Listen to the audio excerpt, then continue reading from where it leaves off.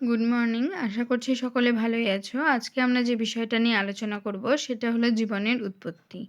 আমরা জানি সৌরজগতের একমাত্র গ্রহ পৃথিবীতে কী হয়েছে, জীবের সন্ধান পাওয়া গেছে। সৌরজগতের অন্য কোনো গ্রহে জীবের উৎপত্তি রয়েছে কিনা তার জন্য গবেষণা চলছে।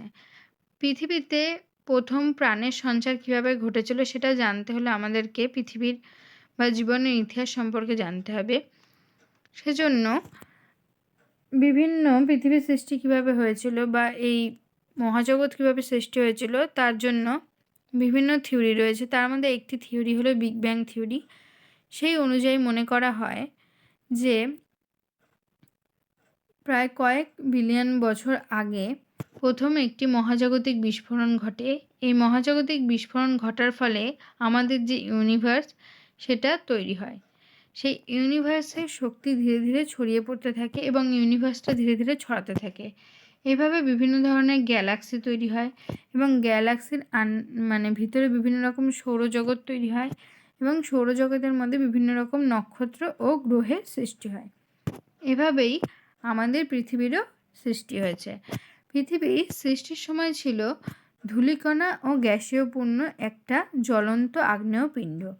এই জ্বলন্ত আগ্নেয়পিণ্ড ধীরে ধীরে কী হচ্ছে, ঠান্ডা হয়ে সেখানে বিভিন্ন রকম যে গ্যাসীয় পদার্থগুলো ছিল তারা পরস্পর বিক্রিয়া করে সরল যৌগ তৈরি করে, সরল যৌগ থেকে জটিল যৌগ তৈরি করে।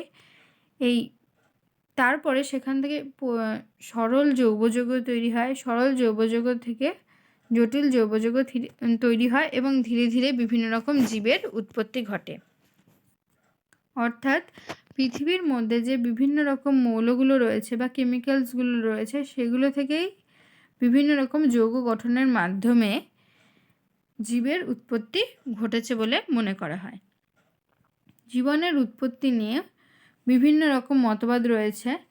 তার মধ্যে ওপারিন ও হ্যালডেনের দেওয়া যে যুক্তি, যেটাকে ওপারিন হ্যালডেন প্রকল্প নামে পরিচিত, সেটি হলো সবচেয়ে বেশি গ্রহণযোগ্য এবং সেটির মাধ্যমে জীবনের উৎপত্তি কীভাবে হয়েছে সেটা বলা হয়েছে। ওপারিন ও হ্যালডেনের বক্তব্য হলো যে আদিম পৃথিবীতে যে সরল যৌগগুলো ছিল সেগুলো থেকে ধীরে ধীরে জটিল যৌগের সৃষ্টি হয় এবং বিভিন্ন রকম পৃথিবী সৃষ্টির সময় যে পরিবেশগুলো ছিল, যেমন অতিবেগুনি রশ্মি, মহাজাগতিক রশ্মি বিকিরণের ফলে কী হচ্ছে, এই যে অবস্থা ছিল পৃথিবী সৃষ্টির যে আদি অবস্থা ছিল সেখান থেকে বর্তমান দিনের অবস্থায় এসেছে ধীরে ধীরে বা ইভলিউশনের মাধ্যমে।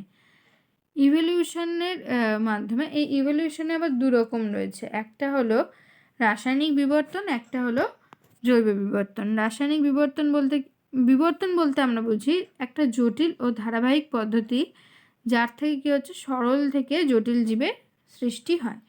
এবার আমরা রাসায়নিক বিবর্তন সম্পর্কে জানব। রাসায়নিক বিবর্তনের মধ্যে প্রথমেই যেটা রয়েছে পৃথিবীর সৃষ্টি ও তার আদি অবস্থা।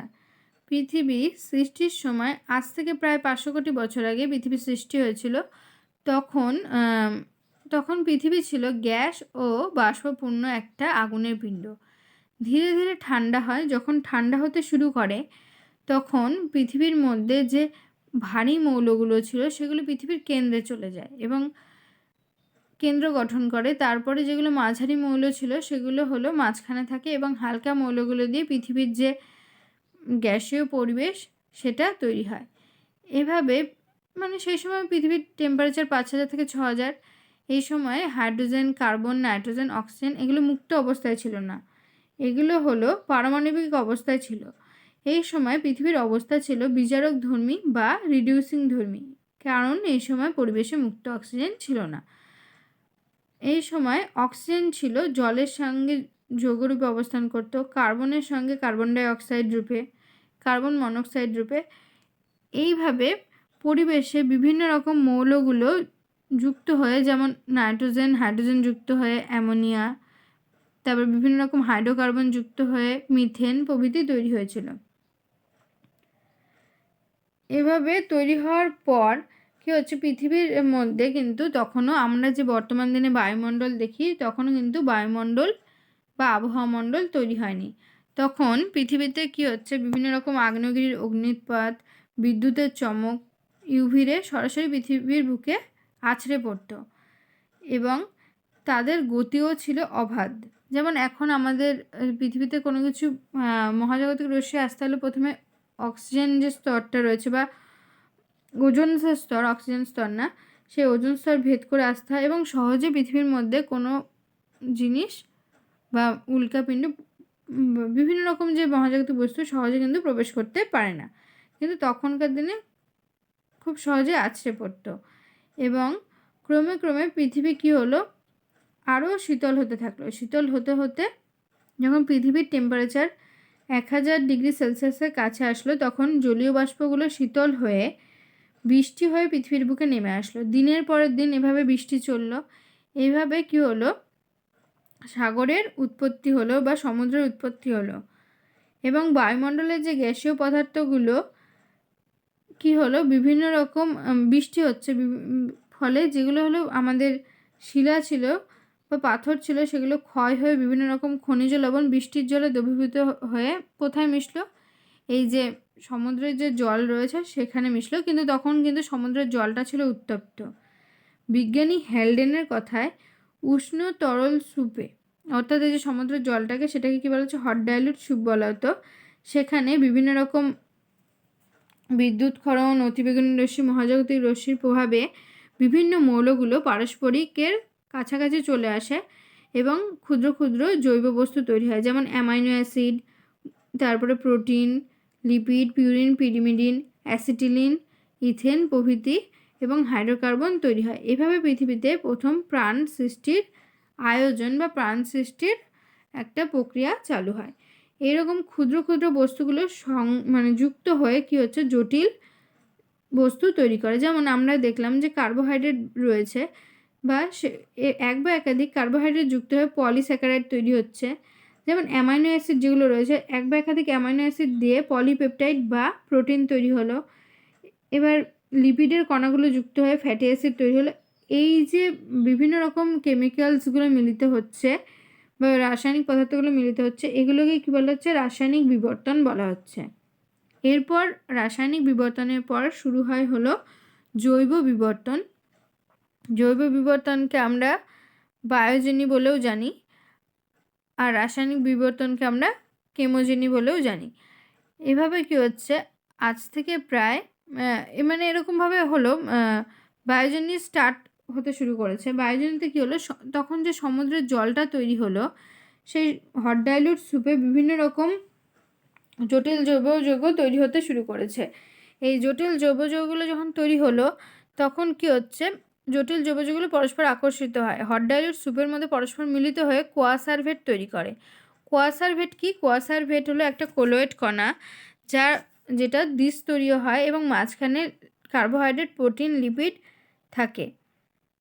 এরপরে আরেকটা জিনিস বিজ্ঞানী ফক্স মনে করেন যে প্রাচীন সমুদ্রে পর্দাবিত ও বহু বিভাজন করতে পারে এমন একটা জিনিস রয়েছে, যেটাকে কী বলা হচ্ছে, মাইক্রোস্ফিয়ার বলা হচ্ছে। এই মাইক্রোস্ফিয়ারটা কি? প্রোটিন, তার চারিদিকে কী হচ্ছে, অর্ধভেদ্য পর্দা নির্মিত। এটা কি করতে পারে? অ্যামাইনো অ্যাসিডের শৃঙ্খল গঠন করতে পারে এবং নিউক্লিক অ্যাসিডের শৃঙ্খলও গঠন করতে পারে। এরপরে কী হচ্ছে, এরপরে ধীরে ধীরে যে মাইক্রোস্ফিয়ার তৈরি হলো, সেই মাইক্রোস্ফিয়ারের সঙ্গে নিউক্লিক অ্যাসিড যুক্ত হয়ে আদিকোষ বা প্রোটোসল তৈরি হয়।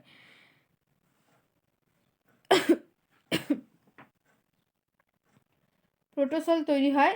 এরপরে এই যে যখন আমরা বললাম যে মাইক্রোস্ফিয়ারের সাথে নিউক্লিক অ্যাসিড যুক্ত হলে, এই নিউক্লিক অ্যাসিডটা কি, তখন মেনলি যে নিউক্লিক অ্যাসিডটা তৈরি হয় সেটা হলো আরএনএ বা রাইবো নিউক্লিক অ্যাসিড তৈরি হয়। এই সময় রাইবো নিউক্লিক অ্যাসিডের উৎপত্তি ঘটে।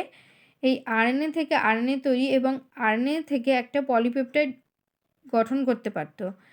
এই জন্য আরএনএকে কী বলা হচ্ছিল, নগ্ন জিনও বলা হয়। নগ্ন জিনের উৎপত্তি ঘটে। এরপরে আদিকোষ বা প্রোটোসল, যেটা আমরা বললাম, এই যে কোয়াসারভেটের সঙ্গে এই আরএনএ বা এটা যুক্ত হয়, কি তৈরি হলো, প্রোটোসল বা আদিকোষের তৈরি হয়।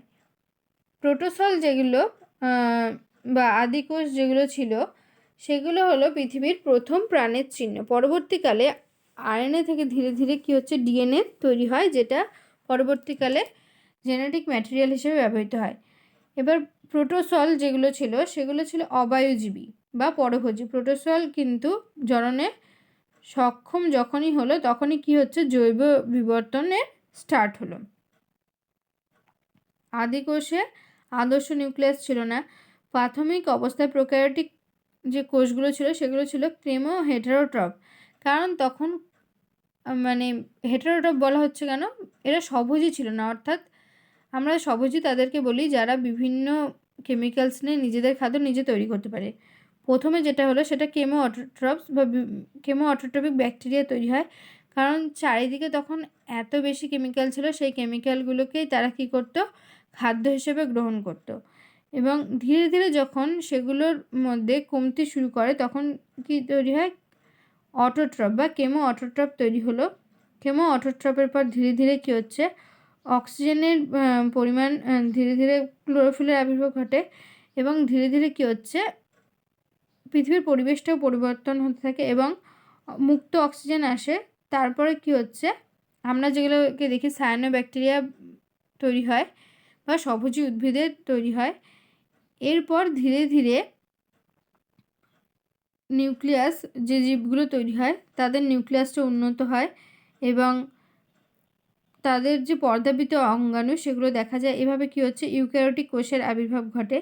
এইভাবে যে জটিল মানে সরল জৈবজ থেকে জটিল যৌগ, জটিল যৌগ থেকে কোয়াসারভেট, কোয়াসারভেট থেকে মাইক্রোস্ফিয়ার, মাইক্রোস্ফিয়ার থেকে আরএনএর উৎপত্তি, আরএনএর উৎপত্তি থেকে প্রোটোসলের উৎপত্তি, প্রোটোসল থেকে প্রোক্যারিওটিক কোষ, প্রোক্যারিওটিক কোষ থেকে ইউক্যারিওটিক কোষের উৎপত্তি ঘটে। এইভাবে যে পরপর ধাপে ধাপে পরিবর্তন হচ্ছে সেজন্য এগুলোকে কী বলা হচ্ছে, ইভলিউশন বলা হচ্ছে। এভাবেই মানে কেমিক্যাল থেকে বা রাসায়নিক বস্তু থেকে ধীরে ধীরে জীবের উৎপত্তি ঘটেছে।